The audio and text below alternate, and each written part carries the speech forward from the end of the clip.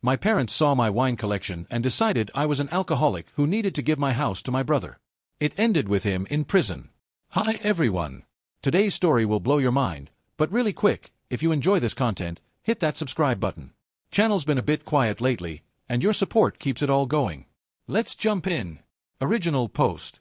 I, 30M, need some perspective here because I'm starting to feel like I'm living in an alternate reality. This whole situation has spiraled so far out of control that I'm genuinely questioning whether I'm the crazy one. For context, I work as a senior analyst at an investment firm in Hartford. 2 years ago, after getting promoted to a position that finally gave me the salary I'd been working toward, I bought my first home, a beautiful 1920s Victorian in West Hartford with original hardwood floors, crown molding, and most importantly, a stone cellar that maintained perfect temperature year-round. The previous owner had been using it for storage, but I immediately saw its potential. I've been collecting wine since my junior year of college when I did a study abroad program in Bordeaux. What started as bringing home a few bottles as souvenirs turned into a genuine passion. I studied viticulture, learned about terroir, spent weekends visiting vineyards across New England. I'm not some casual collector. I have my sommelier level 2 certification and I'm working toward level 3. My collection now includes about 800 bottles, carefully curated over 8 years. Yes, I've invested roughly $40,000, which sounds excessive until you realize that's $5,000 a year, less than many people spend on golf or skiing. Some bottles cost $20, others significantly more. My pride and joy is a 1982 Chateau Margaux I bought at auction for $600 that's now worth nearly $2,000. Here's the crucial part. I drink maybe 2 glasses of wine a week. Sometimes 3 if I'm hosting a dinner party. I track everything in my cellar journal, what I drink, when, with what meal, tasting notes. It's part of the hobby. I probably consume less alcohol than most people who grab a six-pack every weekend. Last month, my parents Edward, 62M, and Susan, 60F, visited for the first time since I finished the cellar renovation. I'd spent 6 months installing climate control, custom racking, proper lighting, even a small tasting area with a granite counter and bar stools. I was so proud to show them what I'd accomplished. The moment they walked down those stairs, everything changed. My mother's hand went to her mouth.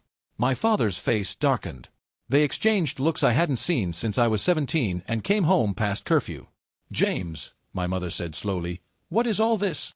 I explained enthusiastically, the organization system, the temperature zones, how I'd researched optimal humidity levels. I showed them my inventory spreadsheet, pulled out a nice bottle of Burgundy to share over dinner. They wouldn't even taste it. Instead, they sat me down in my own living room like I was a child needing intervention. My mother's eyes were actually tearing up as she said, "James, no normal person needs 800 bottles of alcohol. This is hoarding behavior combined with addiction." I tried explaining.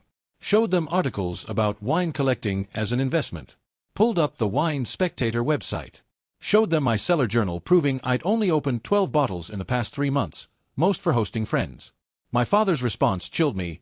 Addicts always keep detailed records to convince themselves they're in control. Your grandfather did the same thing with his whiskey bottles. My grandfather had been an alcoholic. A real one. Lost his job, his family, died of liver failure at 58. The comparison was insulting and painful. But here's where it gets truly insane. They pivoted from concern to something else entirely. "You know," my mother said, wiping her eyes, "your brother Michael has been having such a hard time. 3 kids in that tiny rental, Patricia working 2 jobs to make ends meet. And here you are, 1 person in this big house." I couldn't believe what I was hearing. My brother Michael, 35M, is a high school history teacher who's made a series of questionable financial decisions. Expensive truck he couldn't afford. Vacations on credit cards. His wife Patricia sells MLM products and loses money every month. Their financial struggles are entirely self-inflicted. What does Michael have to do with my wine collection? I asked. My father leaned forward. "Son, you need help. Real help. You could move back home while you get treatment, get your life together. And this house, well, it would be put to better use with a family that's building something healthy." They wanted me to give my house to my brother. Not sell it. Give it. Because apparently, my wine collection proved I was too unstable to deserve homeownership. "We've already talked to a lawyer," my mother added. "There are options when adult children need intervention. Conservatorship, guardianship. We don't want to go that route, but if you can't see what this collection really is." I stood up, told them to leave. My mother cried harder. My father said I was choosing addiction over family. They left, but not before my mother pressed a brochure into my hand for a rehab facility specializing in high-functioning alcoholics. The next morning, my phone exploded. My brother had already started texting. "Hey bro, Mom and Dad told me about your situation. I know this is hard to hear, but that cellar looks like something from Hoarders. Maybe this is a wake-up call? And honestly, with Benjamin starting school and the twins getting bigger, we really need more space. This could work out for everyone. Then, I've been looking at your property on Zillow. That basement would make an amazing playroom once we clear out all those bottles. Then, Patricia found some great studio apartments near Mom and Dad. Want me to send you links?" The entitlement was staggering. He'd already mentally moved into my house. I responded once, "There is no situation. I'm not an alcoholic. I'm not giving you my house. Please respect my boundaries." His response, "Denial is so sad to watch. We're here when you're ready to get help." For the next week, the bombardment continued. Daily texts from my parents with addiction resources. Links to AA meetings. My mother calling my friends to express her concerns. My father emailing me articles about functioning alcoholics. Michael sending me apartment listings for after treatment. Patricia texting asking about my furniture for when you downsize.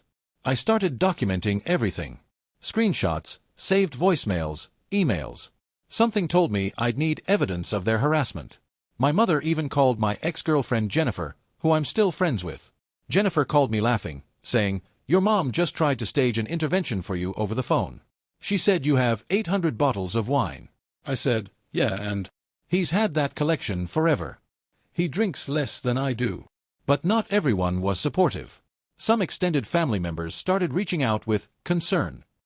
My Aunt Linda posted on Facebook about praying for family members struggling with addiction. Everyone knew she meant me. The narrative was set.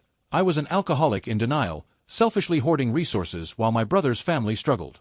The truth, that I'd worked hard, saved money, invested wisely, and enjoyed a sophisticated hobby, was irrelevant. 3 weeks after that initial visit, things escalated dramatically. Update 1. 2 weeks later they gave my brother a key and tried to steal my collection. I can't believe I'm writing this update. The situation has escalated beyond anything I could have imagined. I thought my family was just being overly concerned and greedy. I didn't realize they were capable of criminal behavior. After my original post, I took everyone's advice seriously. Changed my locks, installed security cameras, documented everything. I even had a calm, boundary-setting conversation with both parents where I thought we'd reached an understanding. They agreed to respect my space and approach things differently. I should have known better when my brother kept texting about wanting to help and repeatedly asking when I'd be traveling for work. I had a business trip to Boston, an important client meeting I couldn't miss. I'd mentioned it weeks ago during a family call, before all this started. Usually, I'm gone 3 days for these quarterly meetings. This time, the client canceled the second day of meetings due to a family emergency. Instead of staying in Boston alone, I drove back Tuesday evening. Pulling into my driveway at 8 p.m., I immediately noticed my brother's truck and Patricia's minivan. My front door was wide open, lights blazing throughout the house. My heart started pounding. Inside, I found Michael, Patricia, and 2 men I didn't recognize loading wine from my cellar into boxes. They'd already filled dozens of boxes, stacked by the door. My brother was in the cellar itself, working from my most expensive section. "What the hell are you doing?" I shouted. Michael looked up, not with guilt but with a smile. "James, you're back early. Perfect timing. We're just helping with your recovery. Mom said you were ready to take this step."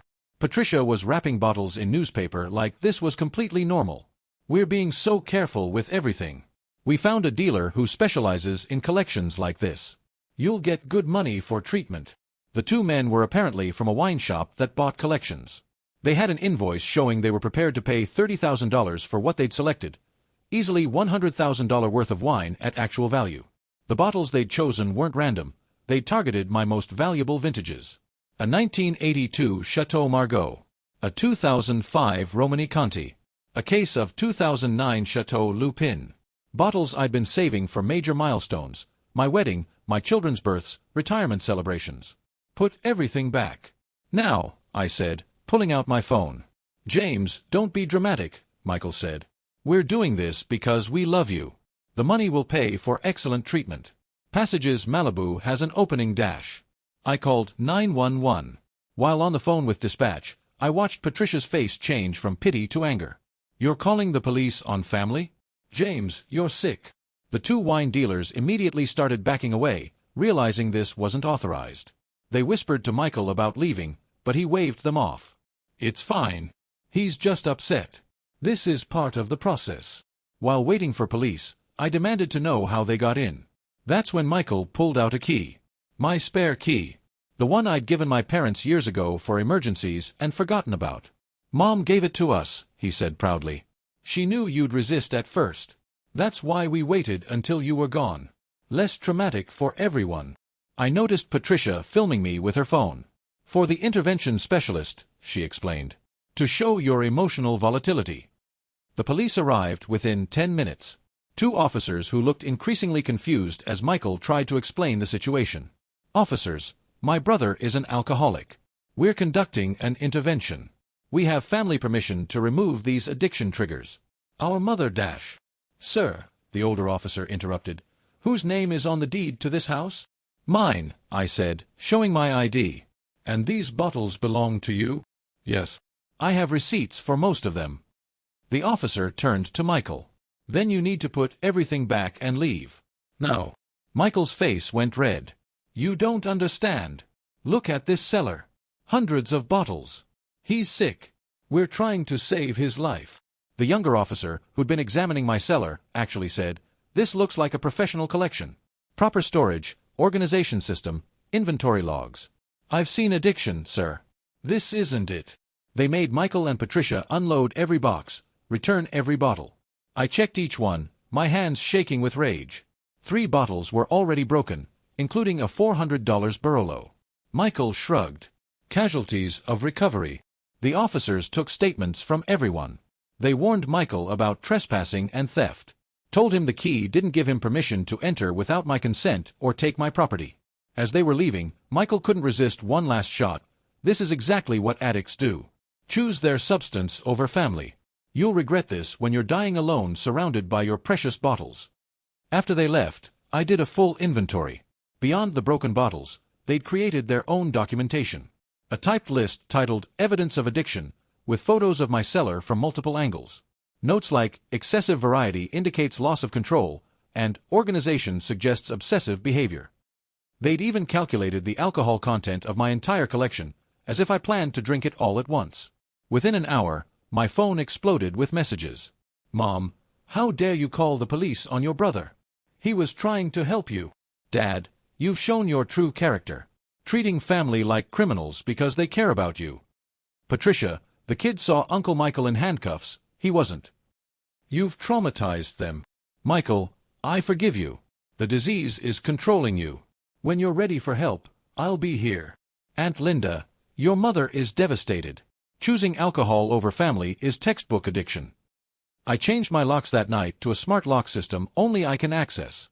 Upgraded my security system. Set up motion alerts on all cameras. Consulted a lawyer about a restraining order, though he suggested starting with a cease and desist letter. The irony. In their attempt to save me, they'd committed actual crimes. Breaking and entering. Attempted theft. Conspiracy to commit fraud. They'd forged my signature on the wine dealer's paperwork. But in their minds, they're heroes trying to save me from myself. The fact that I collect wine responsibly, store it properly, and drink in moderation is irrelevant to their narrative. They've decided I'm an addict, and everything must fit that story. I haven't had a drink since this happened. Not because I have a problem, but because they've made something I love feel tainted. Every time I look at my collection now, I see their greedy hands grabbing bottles they had no right to touch. Update 2, 6 weeks later, the professional intervention and property transfer documents. I genuinely thought involving the police would end this insanity. Instead, it seemed to escalate their determination. For 3 weeks after the break-in, things went quiet. Some passive-aggressive texts, forwarded addiction articles, but no direct contact. I started to relax, even hosted a wine tasting for charity that raised $5,000 for the local food bank. 15 attendees, each tasting 5 wines. Completely civilized. Then my mother called. Her voice was different. Soft. Apologetic. "James, honey, I know things have been difficult. We've been reflecting on our approach. We miss you. Could we just have dinner?" Just family, just talking. No ambushes, I promise. She sounded so genuine. My father got on the phone, said they just wanted their family together again. Mentioned they'd been seeing a counselor who helped them understand they'd approached things wrong. I should have trusted my gut. But these were my parents. 30 years of normal family life before this madness. So I agreed to dinner that Saturday. Pulling up to their house, I should have turned around when I saw the cars. Michael's truck, Patricia's minivan, Aunt Linda's sedan, 4 cars I didn't recognize. But I told myself maybe they were having other guests. Maybe this was coincidence. Walking in, I found 25 people in the living room. Parents, aunts, uncles, cousins I hadn't seen in years, family friends. In the center sat a woman in a navy blazer with a leather folder labeled, James, Intervention. My mother wouldn't meet my eyes. My father stared at the floor. The woman stood. James, I'm Dr. Karen Matthews. I specialize in high-functioning addiction and intervention services. Your family loves you very much and wants to help you reclaim your life. I turned to leave. My Uncle Robert and Cousin Kevin blocked the door. Please, Dr. Matthews said. Hear them out. Then you're free to go. I sat down, pulling out my phone to record. For the next 2 hours, I endured pre-written statements from people who barely knew me. Michael went first. James, your addiction has changed you. The brother I knew would never call the police on family. You chose alcohol over my children's safety. I pray every night that you'll find your way back to us. Patricia, the kids ask why Uncle James loves his bottles more than them. Benjamin drew a picture of you at school. You were holding a wine bottle instead of his hand. My mother, crying, I stay awake terrified I'll get the call that you've drunk yourself to death. I've already picked out what I'll wear to your funeral. My father, you've become someone I don't recognize. Paranoid, isolated, violent. This collection has consumed you. Aunt Linda, who I hadn't seen in 2 years, at Christmas 3 years ago, you talked about wine for 20 minutes. I knew then something was wrong. My cousin Ashley, who's 16, I'm scared I'll end up like you, Uncle James. Alone with an addiction instead of a family. Even family friends. Nancy, my mother's book club friend, your parents are suffering. Good people watching their son disappear into a bottle. Robert, my father's golf buddy, real men face their problems. Using wine to escape reality is cowardice. Dr. Matthews then presented her evidence. Photos from my cellar, taken during the break-in. A financial analysis, $40,000 over 8 years equals $13.70 per day feeding addiction. A social media posts about wine, obsessive documentation of drinking. The police report, violence against family attempting help. Am I isolation, living alone at 30? Am I defensiveness, denying a problem I don't have? She diagnosed me with high-functioning alcohol dependency with collector's delusion, apparently a condition where addicts disguise their disease as connoisseurship. The good news, she said, is that your family has a solution. Michael stood with a folder. Inside were legal documents, property transfer papers, power of attorney forms, bank account authorizations.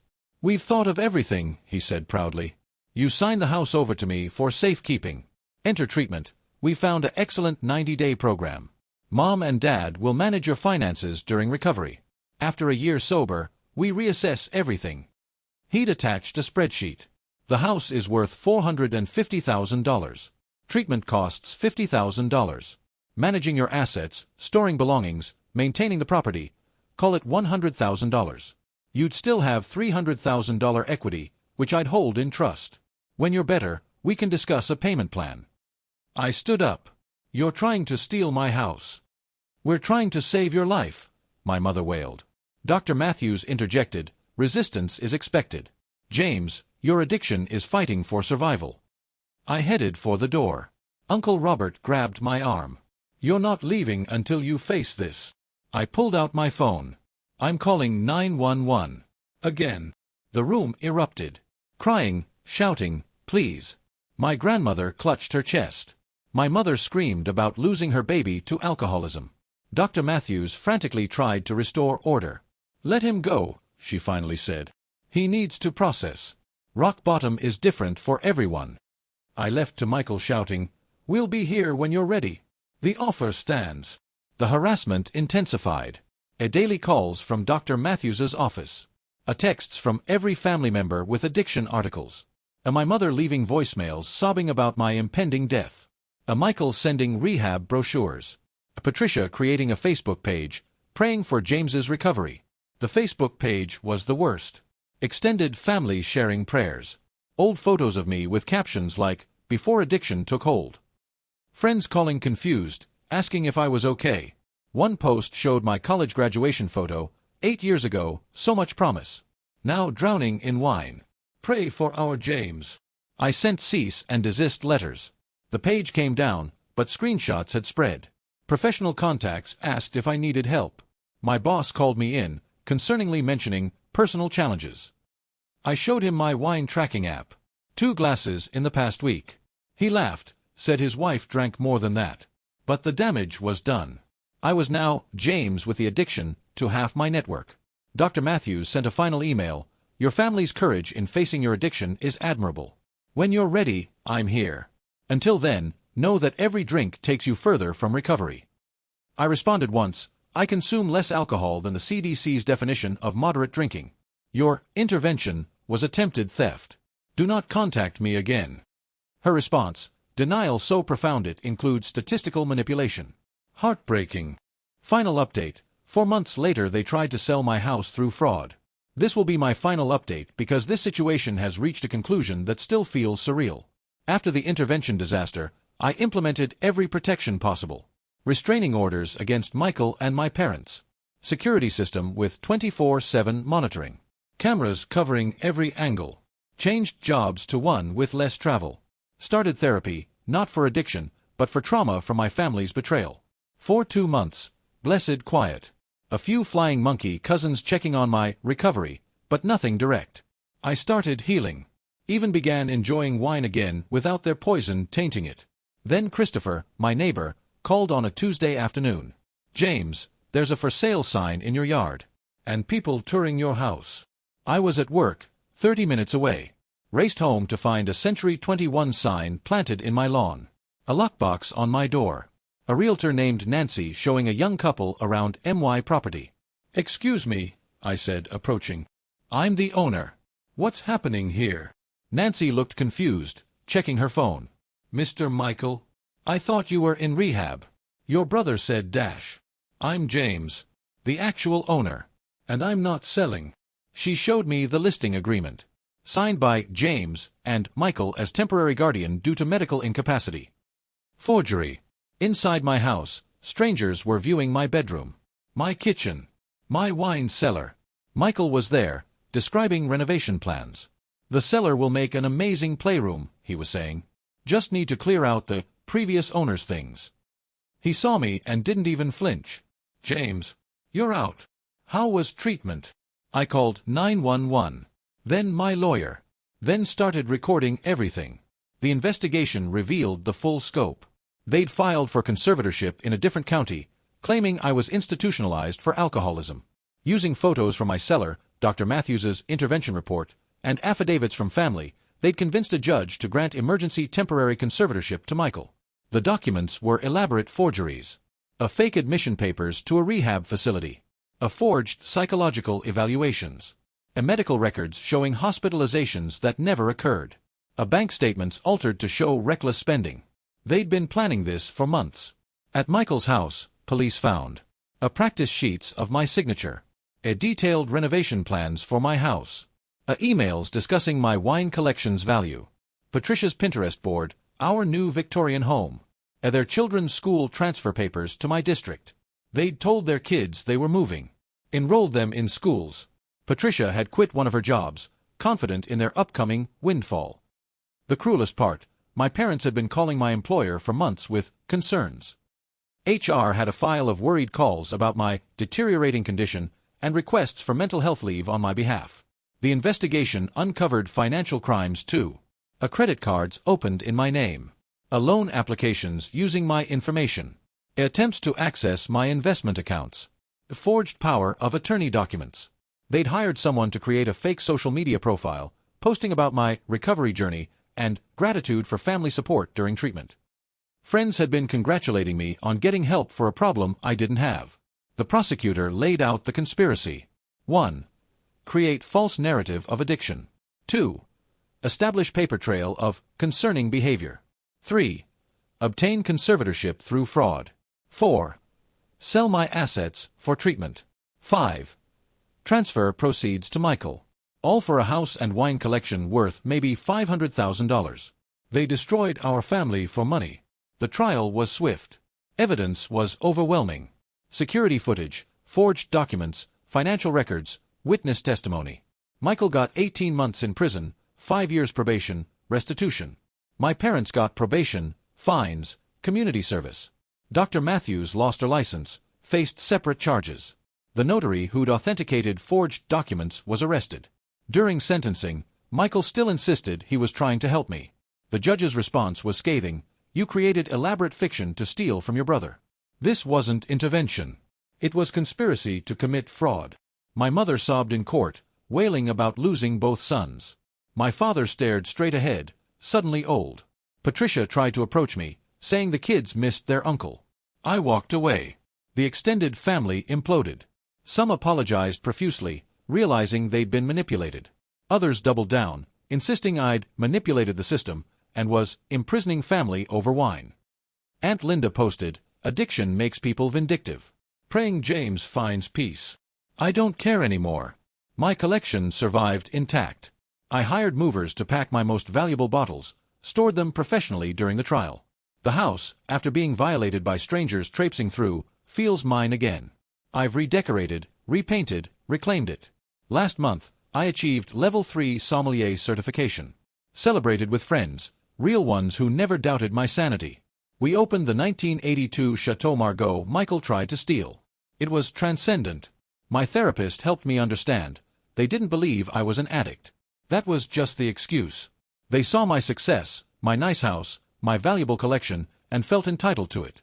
The intervention was theater to justify theft. I haven't spoken to my parents or Michael since the trial. I won't. They made their choice when they decided their greed mattered more than truth. Sometimes I get emails from unknown addresses. Forgiveness heals. Family is forever.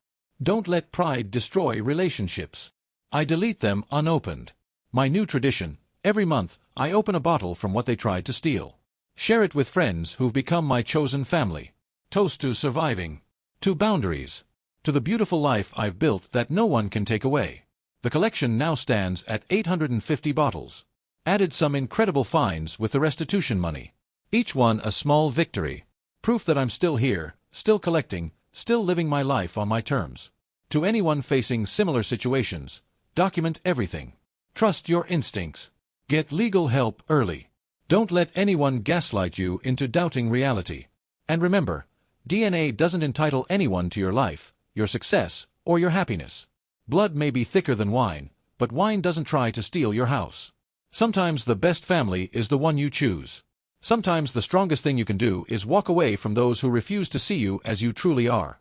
Every sip tastes like freedom. And that's worth more than any relationship built on lies.